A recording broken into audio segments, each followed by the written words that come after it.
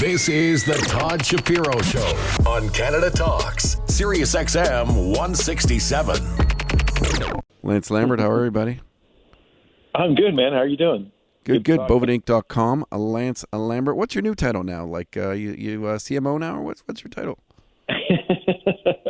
So close.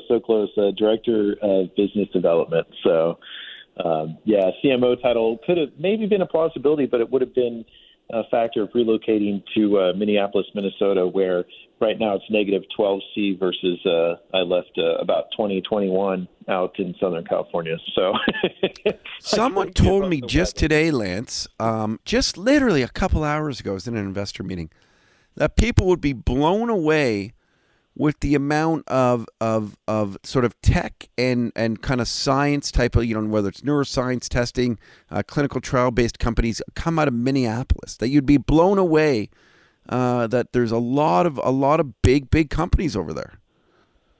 Yeah, I think it is. It's a surprise. It's just like when I tell people about international, Israel being an epicenter for science and medical, and they're like, "What? Israel?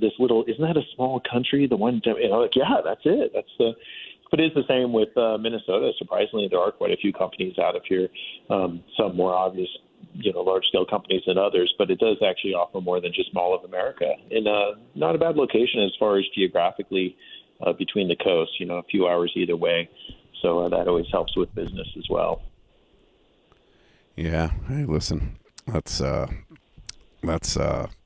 awesome. I still don't want to visit. Similar weather to what you're used to, man. I promise. Oh man. So Lance, this is really. I want to start with this one because this one blew me away. You sent me talking points, and yeah. I'm sitting there reading this, going, "Wait a second! You can now go to university and get a degree in cannabis? What?" And this is the thing that excites me, and there's some other, there's Oaksterdam and Green Flower has a program. There's some semi-accredited outlets that you can get some sort of certification in the industry with. But this is, to your point, I mean, we're talking a full-blown, this is Colorado State University Pueblo. So this is UC and CSU are the two biggest as far as colleges out of Colorado. But they now do have, albeit a rigorous degree to get, in cannabis, and it's a state-approved program. So this is huge. I mean, this is something that was just put out last Friday, and it's cannabis biology and chemistry is one course, and it'll be available for undergrads wishing to, study the science needed to succeed in the cannabis industry. And a lot of it is centric to science. We geek out every once in a while and talk about the cannabinoids and the terpenes and all the rest of it.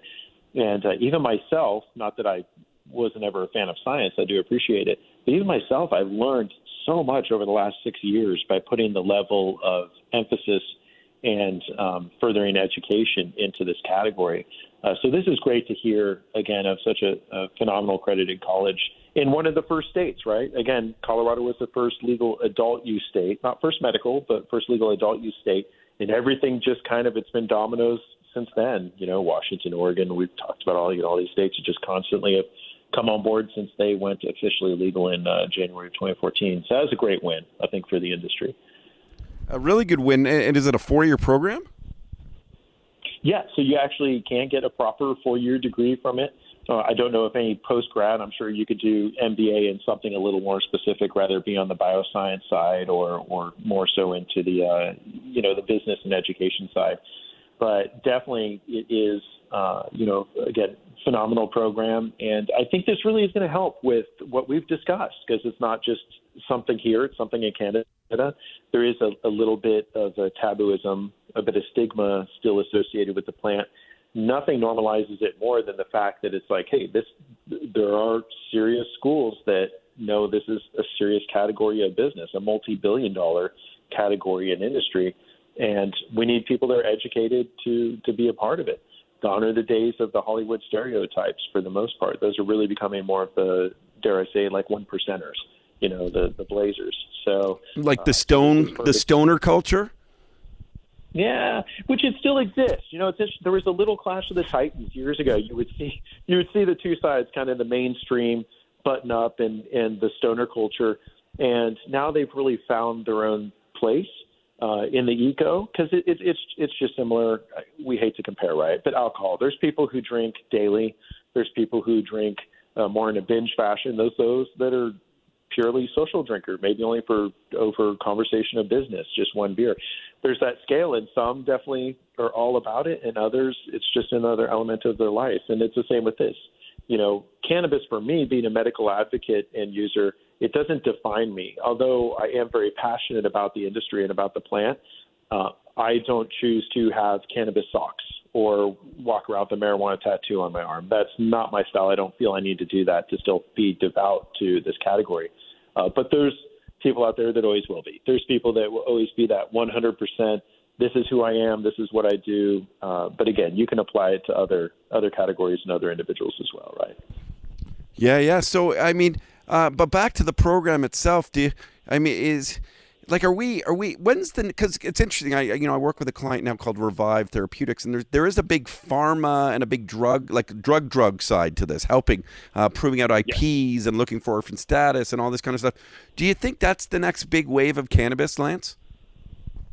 I think that is a factor, and it's something that has been bubbling for some time. A big influence on the more mainstream kind of pharma approach towards this plant is already coming about in Europe. Again, we've talked about GW Pharmaceuticals, which is the largest producer of cannabis base with cannabinoids that are sourced from true cannabis, not synthetics, based out of England. And they're the ones who subsequently won the opportunity to support the medical program there in England. So there are companies like that are very big players that are getting more involved.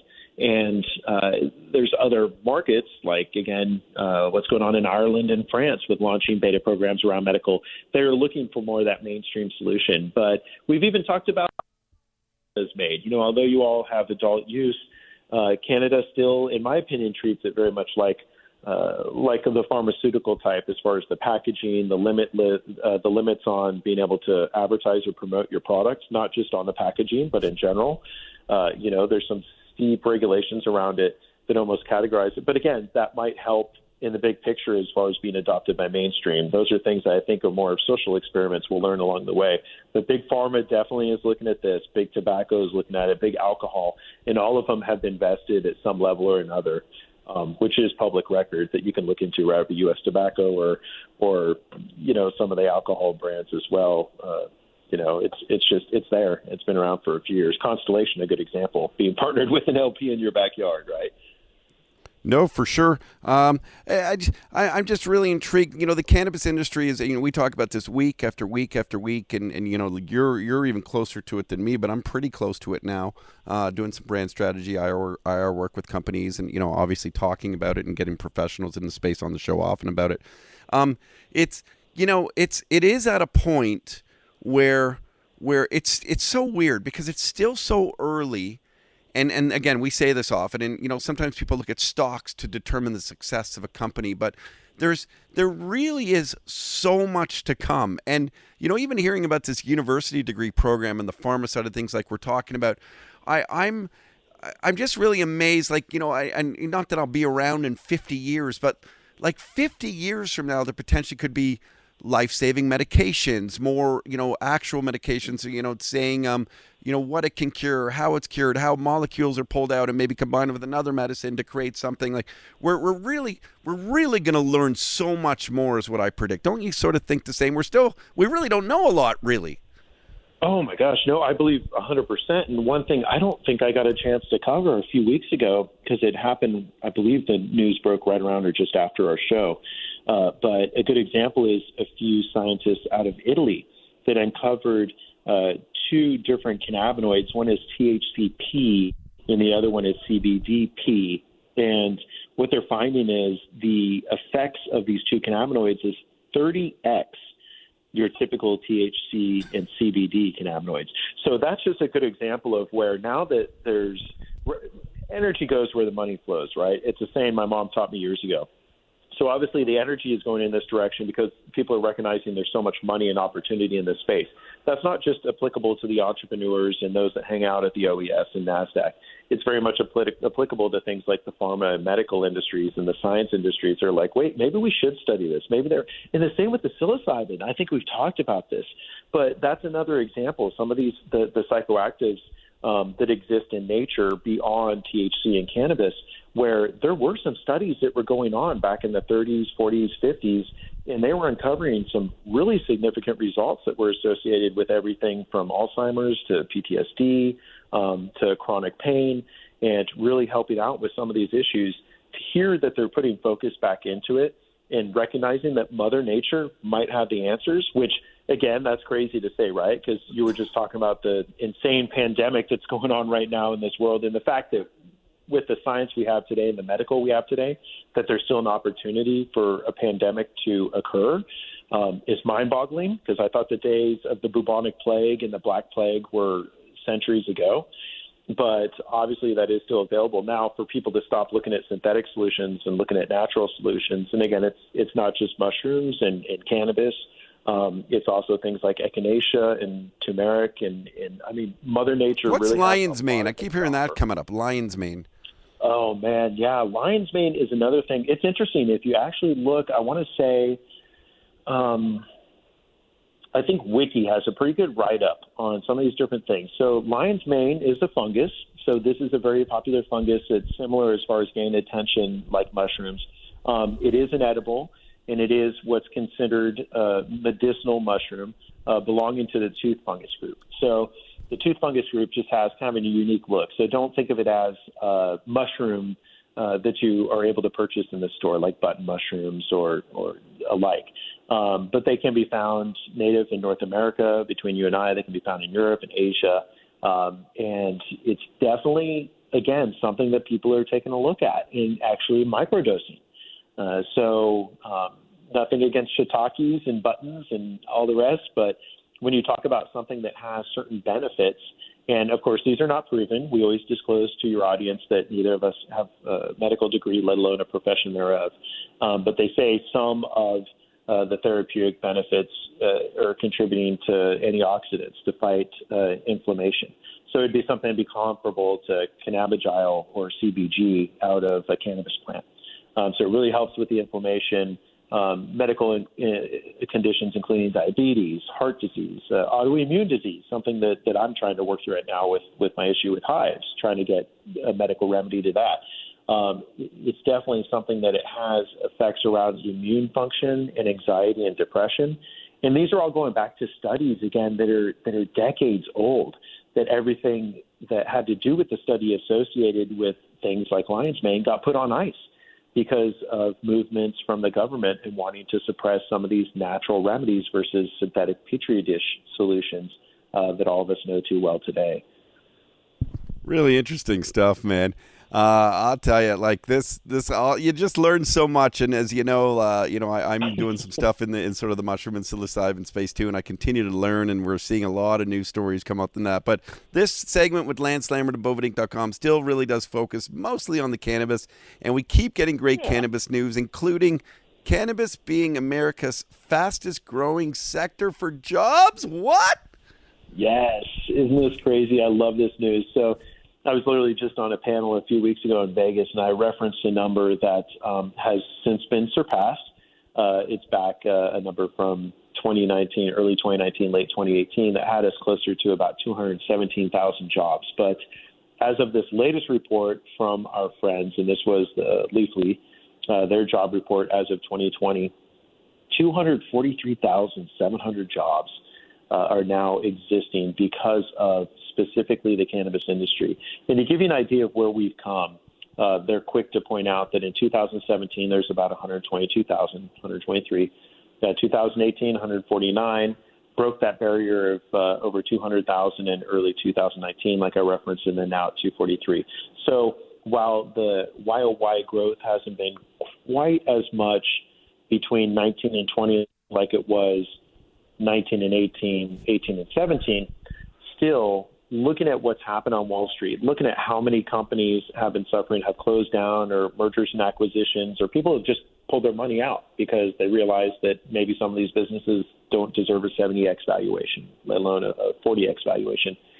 Still, it continues to grow because of demand. There's still people that need cannabis. No matter what's going on the business side, there's still people that want to legally consume cannabis versus other things out there. And so this is definitely a key takeaway. It's the places it's happening. Don't be surprised. We talked about this, Todd. Florida, where the job market grew 93% because Florida just legalized over a year ago. Oklahoma, that medical market grew by 220% in 2019 because they just legalized. Even some of the older markets, Washington and Colorado, they still saw an 8% growth. So there's still things going on in those very well-established markets. Massachusetts, 333% growth. And then even the Midwest with Ohio, Illinois, and Pennsylvania, they all doubled their job growth as well in 2019. So things are moving in the right direction. There still is opportunity. People always ask me, is it too late? You got in 6 years ago. How would it work for me? I'm like, it's never too late. This industry is even more so looking for scientists, doctors, for sales reps, for HR department leads, you name it. I mean, every category in any other industry is applicable to this one as well, as far as our needs go. Well said, Lance Lambert. The little sort of surprise question on you, and you were talking to me about obviously the usage rates and job growth because of it and all this kind of stuff. Have they ever done? And I don't think we've ever talked about this. Have there been any studies done on? I don't want to say conversion rates, but on people who had never touched cannabis and said, oh, since legalities or since medicinal, I tried it for the first time and now I'm a regular consumer. Do we not for people who are already getting an illicit market or getting it however growing? Is there numbers on that? I believe there's a few years ago, I want to say Leafly did a bit of a study because when things were still a little new post 2014, so kind of that window of 2014 to 2016 when we were really in exponential growth mode as far as states coming online, as we say, there were a few studies. The things that I was tracking a little bit closer was acceptance rates. And we talked about that where, now it's up in the upper 60 percentile as far as overall approval for legalization of cannabis in this country, and the fact that, we're north of 50%, both with Republican and Democrat as well. So it's a bipartisan, and I've even said a nonpartisan topic now. But it would be interesting. I agree with you. And it's been the flip side. A stat that has been shared more has been legal markets, the decrease they've seen in alcohol consumption. So they've kind of taken the inverse, right? Instead of how many people didn't consume cannabis at all or hadn't consumed it in 10 years or more? We'll say that, right? Because all of us went to high school, all of us went to matric or college. Like we all know, at some point or another, we probably experimented. Clinton claims he didn't inhale. Obama claims he did. Everyone's been there.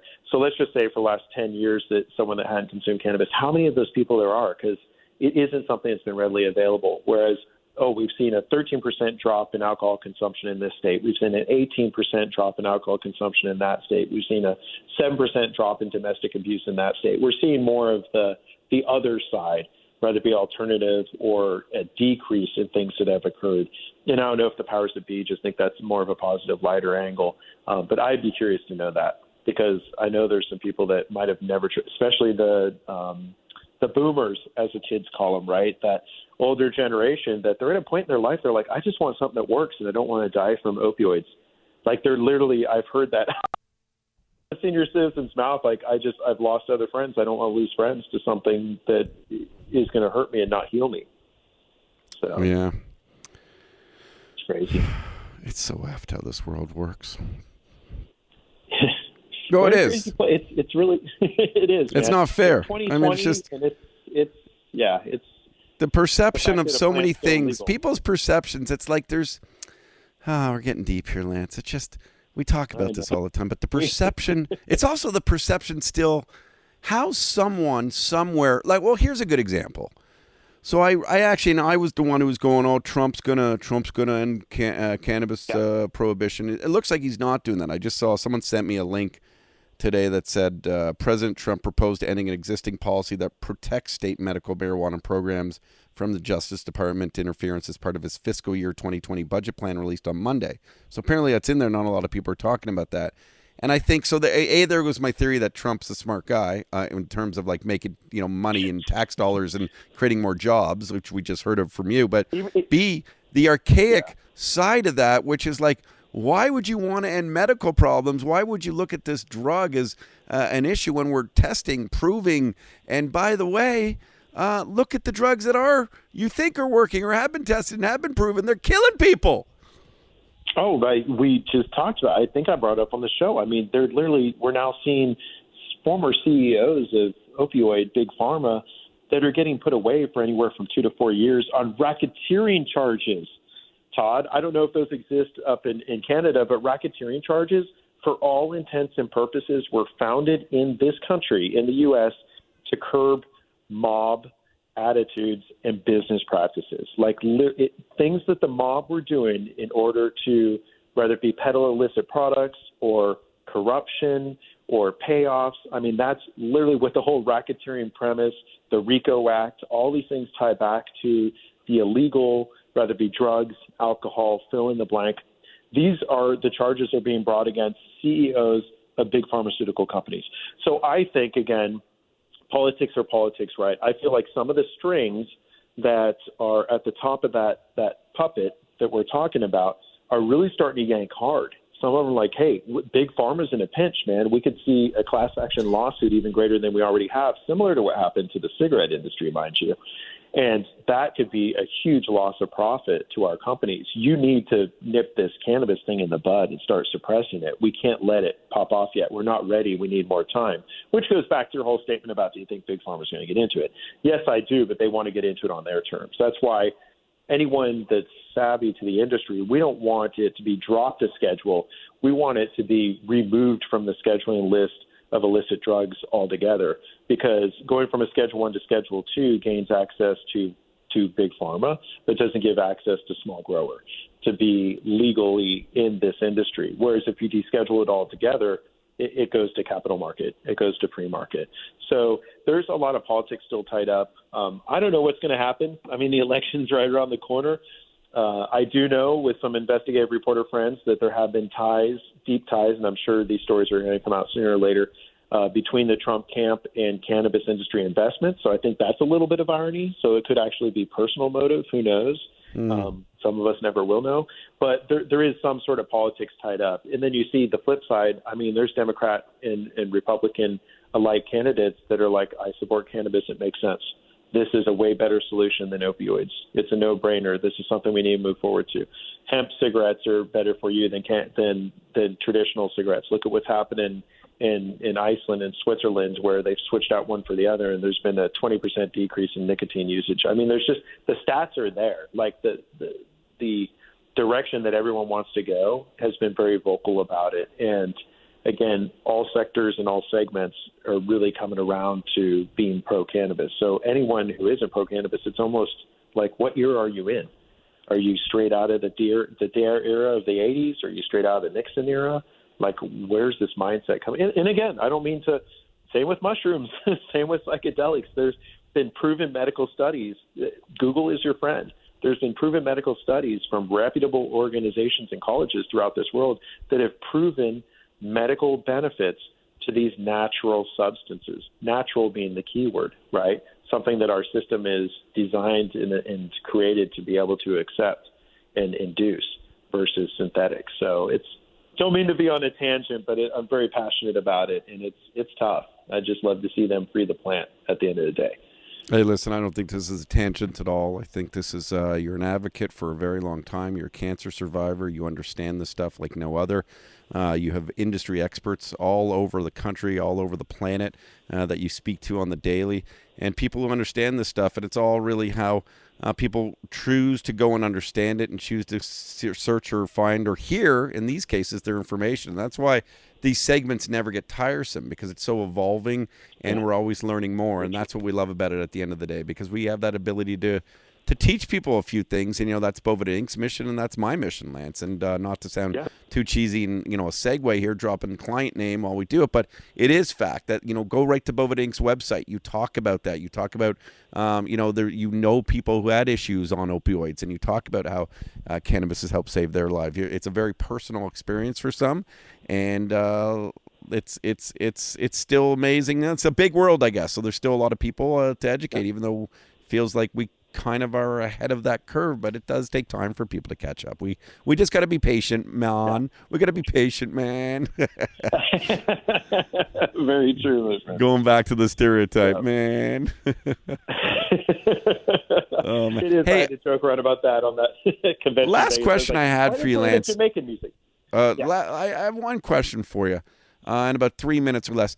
What would be like a really popular cannabis, not product, and not necessarily ancillary product like a bovedainc.com, like these two-way humidity control packs, but like an actual merch line, like just simply merchandise? Has anyone kind of capitalized on a cool name that makes a lot of profit just on their merch alone?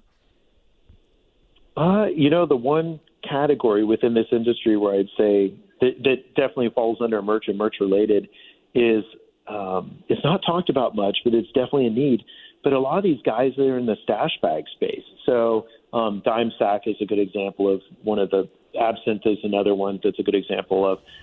But a lot of people don't realize, this being a part of the phytoremediation class, this is a pretty smelly plant. It's up there with onions and garlic and all the rest of it. So when you're transporting it, when you have it on your persons, obviously you don't want to offend anyone with any sort of smells that they aren't attracted to.